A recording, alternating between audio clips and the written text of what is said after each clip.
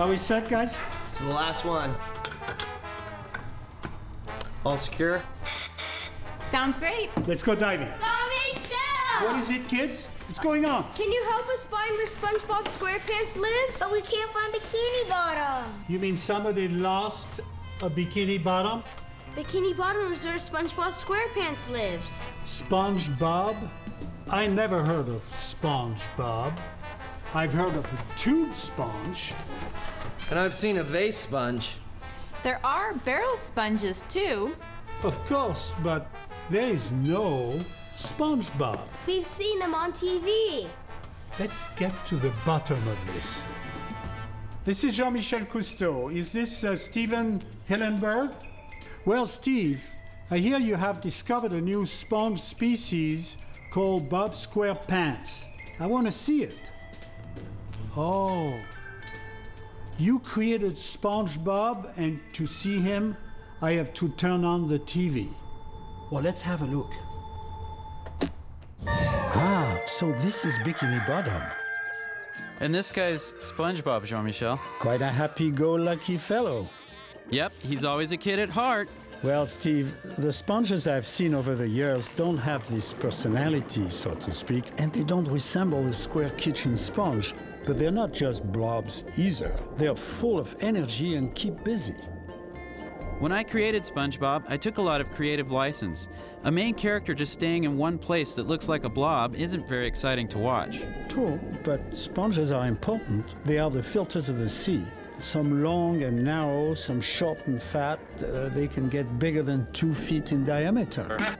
These creatures have been cleaning our oceans for over 540 million years. And our bathrooms.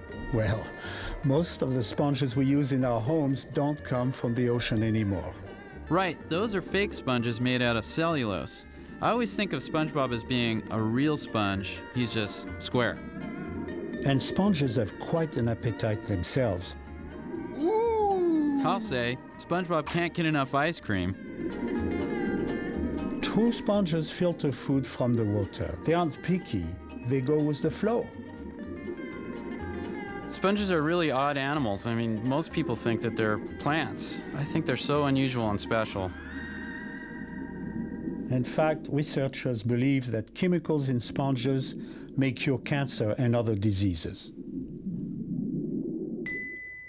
This is SpongeBob's best friend, Patrick Star, as in Sea Star. Glad to hear you call him a sea star, not a starfish. Sea stars are animals related to sea urchins, not fish. They have tube feet that act like tiny suction cups. Hey, I didn't see any there on Patrick. Do you know how long it would take to draw all those feet, Jean-Michel? Okay. At first glance, sea stars seems like harmless slowpokes, but don't let them fool you. Well, that was the inspiration for Patrick. Sea stars seem kind of dumb and slow, but in reality, they are very active and aggressive. When a potential meal is at hand, some chase their prey, fight, even run away. Yeah, they're incredibly mobile.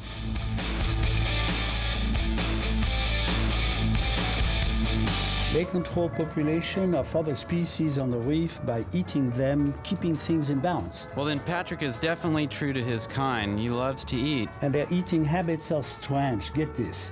They can poke their stomach through their mouth and digest their prey outside their bodies. Ooh, sounds pretty messy. Don't try this at home, kids. At least not while your parents are watching. Steve. What? Well, never mind. Well, at least I think we agree that they are remarkable as they are beautiful. Without a doubt. I'm busy planning to rule the world! This is Plankton. He's based on an actual plankton called a copepod. You know, Jean-Michel, the little crustacean with 2 antennae and 1 red eye. There certainly are enough of them to rule the world. Billions and billions of them. They can be miniature plants, phytoplankton, or animals, zooplankton. Your character, the copepod, is definitely an animal and he's been eating his greens. Plant plankton are tiny and at the very bottom of the food chain, the grass of the open sea. Zooplankton can be tiny or big, like jellyfish. From what I understand, the word plankton is Greek for drifter. Yes, but the most part, plankton are drifters transported by currents, but some can swim all the way from the depth to the surface. Well, what's fascinating to me is that some animals are plankton when they're very young, larvae, and then they grow up to be larger animals or plants and are no longer plankton. That's true. I really love how some of them look like they come from another planet, too. Especially the gelatinous zooplankton, perhaps the most delicate life form in the ocean, practically living water that even glows in the dark. Living water, I like that. Well, some of my favorites are the ones that make webs. Well, my favorites are the ones that look like they're from another planet. Strange as they may be, they're like us, resident of planet Earth. Hello, I like money. I see, you also created a crab character. Let me guess, does he have a crabby personality? Almost. He's more salty than crabby. This is Mr. Krabs, and like real crabs, he's very opportunistic. Well, right away, you can see that crabs are like big insects. Their skeleton is on the outside, so if they want to grow, they shed their outer skeleton, and voila, a newer, bigger one is underneath, like getting a new suit. In the case of Mr. Krabs, a cheap suit. They walk sideways, and they can live on land and in the sea. So whether it's high tide or low tide, they're pretty much covered, right? Funny you say that, Steve. Some love to decorate their bodies with seaweed, rocks, live sponges, and anemones, even trash. Mr. Krabs decorates himself with dollar bills. Hermit crabs need more protection, so they look for empty shells like snail shell to move into. They carry their home on their back wherever they go. Hey, there's a crab eating a sponge. And doesn't seem to mind the bad taste. There are really all sorts of crabs, big and small, fat, and even some with very thin, spiny, long legs.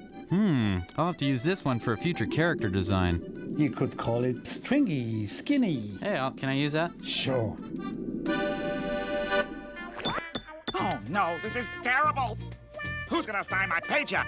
Jean-Michel, this is Squidward the octopus. He's SpongeBob's grumpy next-door neighbor. I like the octopus for this character because they have such a large, bulbous head, and Squidward thinks he's an intellectual, so of course he's going to have a large, bulbous head. But he only has 6 legs. An octopus has 8. I knew you were going to catch that. You know, it was really just simpler for animation to draw him with 6 legs instead of 8. Well, both squid and octopi are cephalopods, meaning head-foot. They are the intelligent masters of camouflage. They have excellent eyesight, squeeze through tiny holes, and some use ink or venom for defense.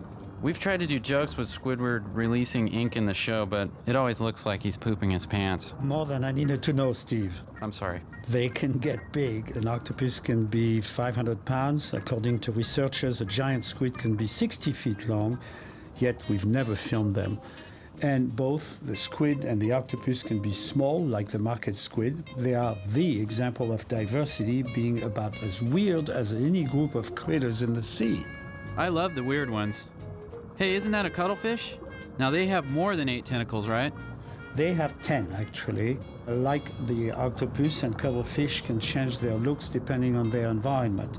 They have a siphon for pumping water, which they use for jet propulsion, just like an octopus.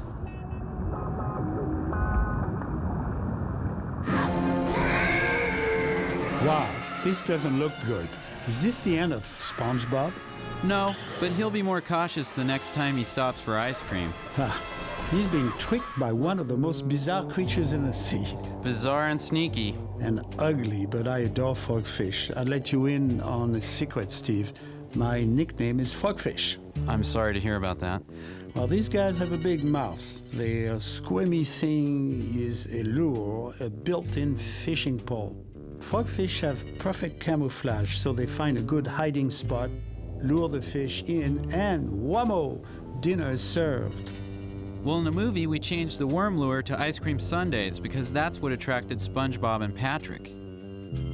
So what gave you the idea to use a frogfish?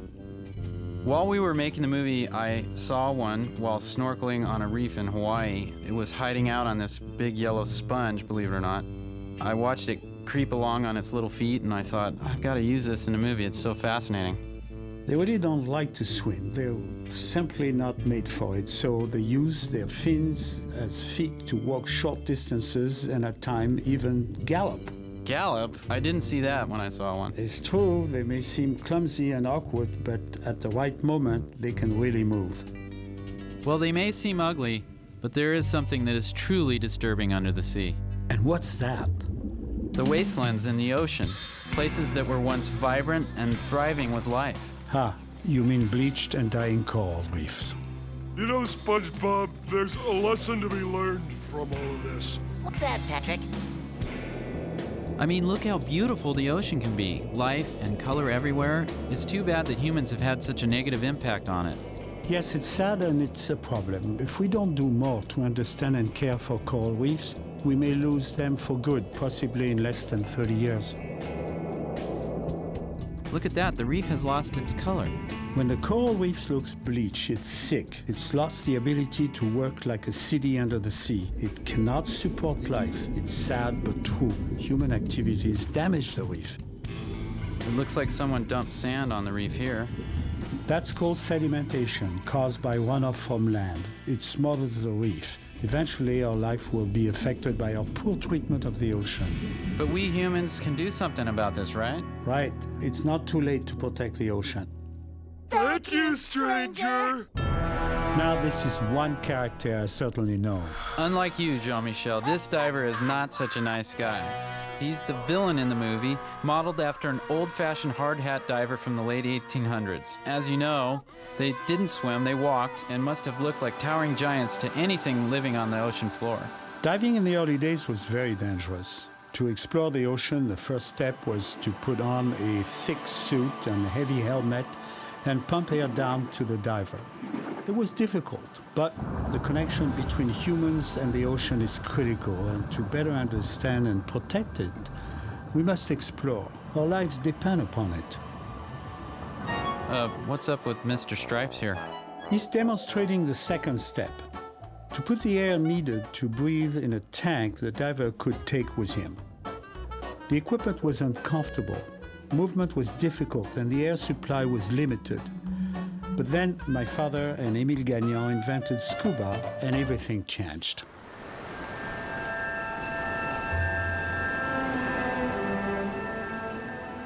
Divers today enjoy advanced diving equipment that makes diving and working underwater safer and more comfortable. We now use different mixtures of gases to breathe, so we can safely go deeper for longer periods of time. Technology has allowed the human race to embrace the underwater world and become a man-fish. My team uses highly advanced systems, some that make no bubbles, so we can get up close to marine life. Our masks are designed so we can talk with each other underwater and with our crew above the surface. Wow, this is a serious dive suit here. That's the newt suit. It works like a submarine, allowing the person inside to go deep for long periods of time. Then there is Deep Worker, just one of many subs that make deep ocean exploration possible. Well, thanks a lot, Jean-Michel. You've really taught us a lot today, and I hope you enjoyed the tour of Bikini Bottom. Well, thank you, Steve. Let's talk soon, okay? Is it clear now? Yes. I still wish we could go to Bikini Bottom. Well, the ocean is full of wonderful places. As a matter of fact, we're going there now. You want to join? Yeah! Let's go. Hey, somebody looking for a Bikini Bottom? We already found them on TV. Come on, man, get with it, will you?